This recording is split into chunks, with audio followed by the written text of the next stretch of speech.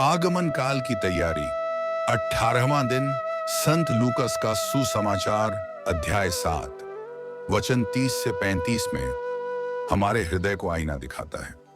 यीशु उस पीढ़ी का वर्णन करते हैं जो परमेश्वर के हर निमंत्रण से असंतुष्ट रहती है। वे बाजार में बैठे बच्चों के समान हैं। जब आनंद का गीत बजता है तब नाचते नहीं, और जब विलाप होता है तब रोते नहीं। समस्या संदेश में नहीं, बल्कि सुनने वाले के हृदय में है। यूहन्ना बपतिस्ता तपस्या, संयम और पश्चाताप का संदेश लेकर आया। उसने न रोटी खाई न अंगूरी पी, फिर भी लोगों ने उसे ठुकरा दिया और कहा, उससे अपदूत लगा है। जब मानव पुत्र आया, जो लोगों के साथ बैठा, पापियों को अपनाया, करुणा दिखाई, तब भी वही लोग बोले, देखो यह पेटू और पियक्कड़ है। स्पष्ट है कि वे परमेश्वर की आवाज को नहीं, बल्कि अपने पूर्वाग्रहों को सुन रहे थे। यीशु यहाँ यह सिखाते हैं कि परमेश्वर एक ही तरीके से काम नहीं करता।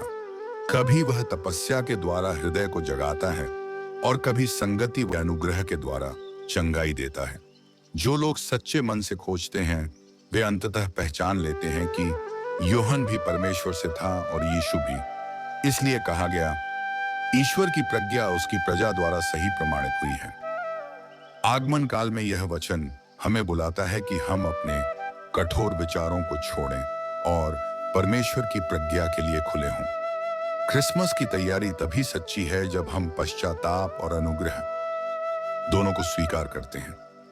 क्रिसमस की सच्ची तैयारी बाहरी रीति रिवाजों में नहीं, बल्कि खुले और विनम्र हृदय में है। जो हृदय परमेश्वर की प्रज्ञा को उसके तरीके से स्वीकार करता है, वही यूहन्ना की पुकार और यीशु के अनुग्रह दोनों को पहचान सकता है और उद्धार के मार्ग पर चल सकता है। प्रार्थना। हे दयालु प्रभु, हमारे हृदय को हर प्रकार के पूर्वाग्रह से मुक्त कर हमें पश्चाताप की सच्ची आत्मा दे और तेरे अनुग्रह को विनम्रता से स्वीकार करने की शक्ति दे। इस आगमन काल में हमें भीतर से बदल, ताकि हम क्रिसमस को सच्चे मन से ग्रहण कर सकें। आमीन।